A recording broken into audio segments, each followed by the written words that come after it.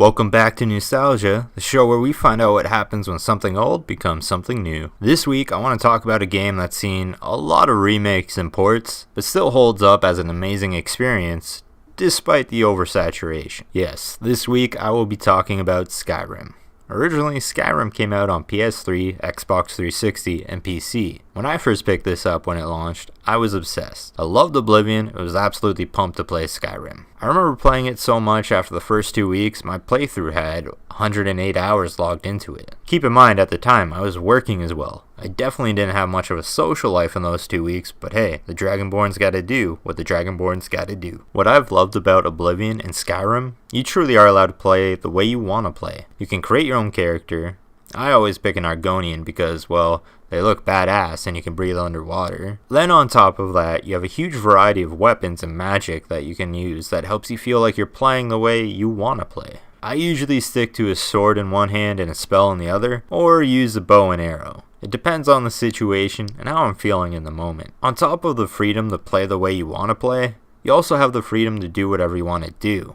You can go explore this massive world, complete story missions, search for Daedric artifacts, hunt dragons, or complete side missions. There's a lot that this game offers that keeps you coming back for more. Earlier I said this game was oversaturated, and it kind of is. We've seen it ported to PS4, Xbox One, Nintendo Switch, and PSVR. I know the joke is they'll put this game on anything, but honestly it does feel that way sometimes. But the oversaturation isn't the end of the world, because it does give more people an opportunity to experience this. I've played it when it first launched, I've played it in portable mode, I've played it in VR mode, and I've played it on the current gen systems. Honestly, some of them do feel like a different experience. The VR was really cool and fun, and there's something about playing the Nintendo Switch version in portable mode that just feels awesome. Being able to play this anywhere on the go is just fantastic. While the PS4 and Xbox One versions don't offer new ways to play, they offer new and improved graphics. The Xbox One X and PS4 Pro play the game in 4K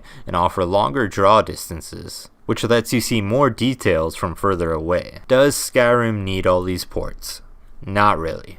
Is it a bad thing? Not really. Skyrim was a game that hooked me in and just didn't let go until I finished all that I could when it first came out. While I don't get that exact same feeling every time I replay it, I'm still able to replay and want to replay it from time to time. For a game like this, that's really impressive. On top of getting the base game, you also get the DLCs. You get Dawnguard, Hearthfire, and Dragonborn. So on top of a ton of content, you get even more content. The one great thing is, I often see this game on sale. The regular PS4 and Xbox One versions usually go down to as low as $25, which is a great deal. The Switch version, since it's still newer, has only gone down to as low as $39.99 as far as I've seen, at least here in Canada. Skyrim is a game that will always hold a special place in my heart, and a game that, to this day, I still love to revisit. I definitely think we've exhausted all options for ports, at least for now. This is a game, though, that deserves to be experienced and offers you so much more for so little at this point. I highly recommend checking it out if you haven't experienced it yet. On that note, this has been Newstalgia. Stay tuned for next time.